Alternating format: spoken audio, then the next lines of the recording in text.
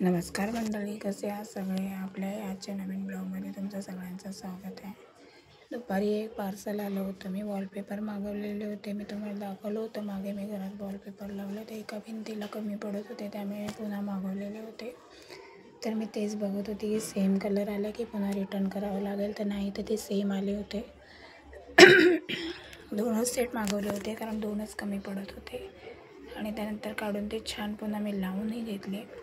त्यानंतर इथे वरदला शाळेतून आणायला गेले होते. वरद शाळेतून आला होता आणि त्याला दूध दिलं होतं प्यायला. तो दूध टी व्ही बघत बघत प्राप्ती आणि वरद दोघेही दूध पित होतात. त्यानंतर आज ते दोघंही खेळायला गेले नाही, त्याच्यामुळे घरीच होते. शेवटचा पेपर असल्या कारणामुळे त्याने वरदने आज अभ्यासाची सुट्टीच घेतली होती. मी छान दिवा वगैरे लावून घेतला. दिवाळीची वेळ झाली होती. घरात छान पूर्ण कापूर गाणी लावून त्यानंतर अभ्यासाला बसलेली तर प्राप्तीचा प्रोजेक्ट होतं ते पूर्ण करत बसली होती आणि वरद त्याचा काहीतरी गेम